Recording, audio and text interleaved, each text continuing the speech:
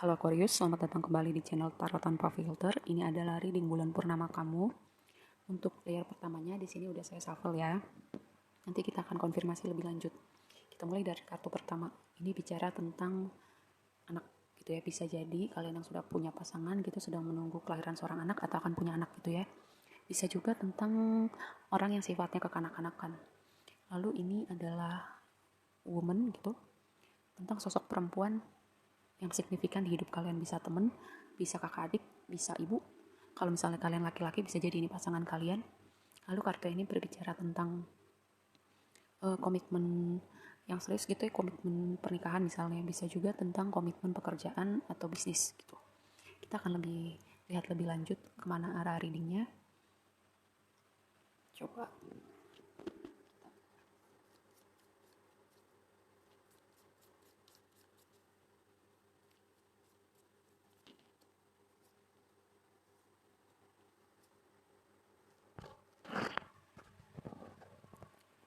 Oke, mungkin ini tentang apa ya, sifat yang kekanakan, bukan kekanak-kanakan sih, lebih kepada self center gitu ya, lebih mikirin diri sendiri, apa-apa diri sendiri.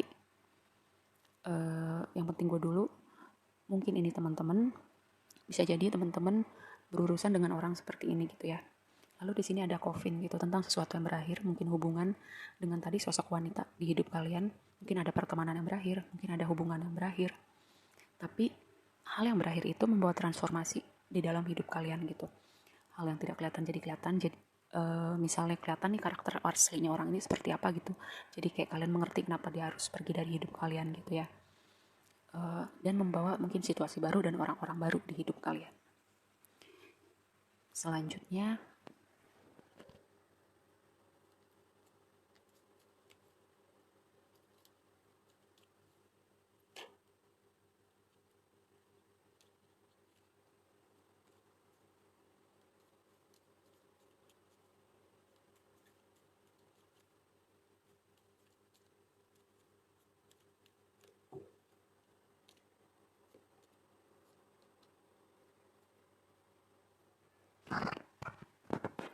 oke, di sini ada kartu Rest and Rejuvenation.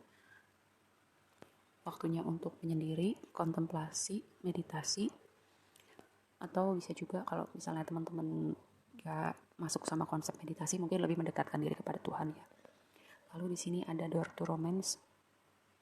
Seperti yang tadi saya bilang, mungkin hubungan yang berakhir tadi membukakan pintu baru untuk hubungan kalian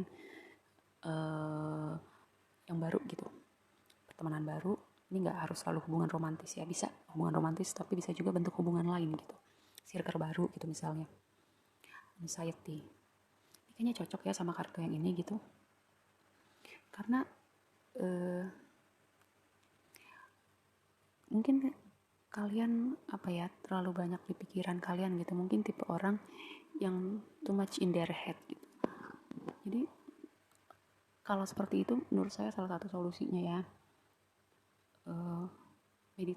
meditasi itu kan seperti kita kayak slowing down gitu, melihat, become aware sama pikiran kita, proses berpikir kita.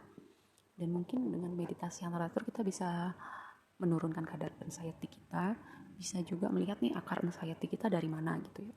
Ini memang bukan buat semuanya, tapi untuk teman-teman yang berada di posisi ini mungkin bisa mempertimbangkan apa yang saya bilang barusan ya. Kalau memang sudah akut gitu ya, kayak udah jadi konstan gitu anxiety-nya, mungkin teman-teman perlu mencari pertolongan yang serius gitu.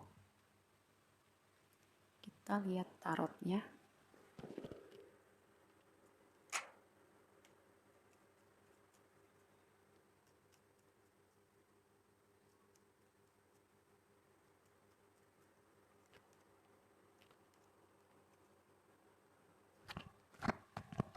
Di sini ada High Priestess, Eight of Pentacles, dan Ace of Pentacles. High Priestess itu bicara tentang intuisi, spiritualitas gitu ya. Mungkin kayak semesta berusaha bilang dengerin intuisi kamu. Kalau pikiran kamu berisik, kamu gak akan bisa dengerin intuisi kamu gitu ya. Jadinya kamu dengerin overthinking kamu, ketakutan-ketakutan kamu, keberisikan-keberisikan yang mungkin ada di kepala kamu gitu. Kartu ini juga bicara misteri semesta gitu ya. Lalu Eight of Pentacles sama Ace of Pentacles ini saya melihatnya dengan kayak self mastery gitu loh, mengupgrade diri sehingga itu membuka pintu-pintu finansial yang baru dalam hidup kita gitu ya. Kayak mungkin kamu sedang dalam proses kayak belajar satu hal yang baru atau sekolah lagi atau ngambil kursus apa gitu ya untuk mengupgrade diri kamu, atau kamu baca apa, nonton apa gitu yang tujuannya untuk menaikkan nilai tambah diri kamu, skill kamu gitu ya. Dan itu akan membuka pintu finansial kamu yang baru juga gitu. Atau mungkin bisa juga kamu menjadikan hobi kamu sebagai sumber income kamu yang baru. Kita akan tutup dengan advice.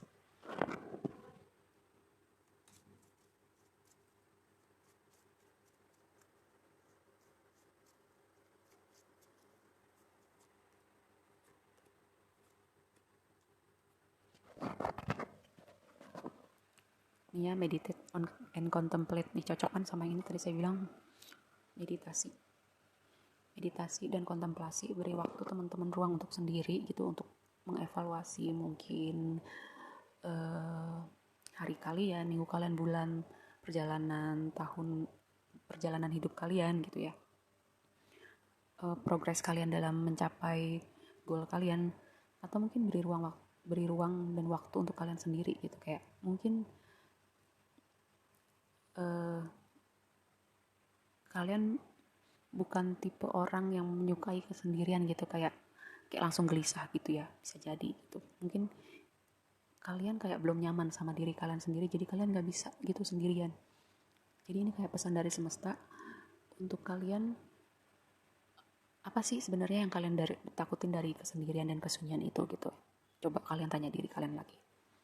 It's time to take action. Mungkin kayak kalian lagi terpikir, gue perlu melakukan langkah apa, kayak lagi menyusun strategi, atau kalian punya ide apa tapi kayak selama ini segan untuk dilakukan, mungkin ada rasa takut. Ini waktunya teman-teman untuk mengambil langkah gitu ya, melakukan yang tadi ide-ide yang cuman berhenti sampai ide-ide doang gitu, nggak sampai ada actionnya. Ini pesan dari semesta.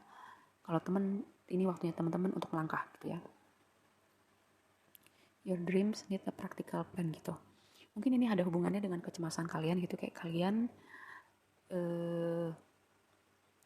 overwhelming karena kayak rumet di kepala gitu, ruwet.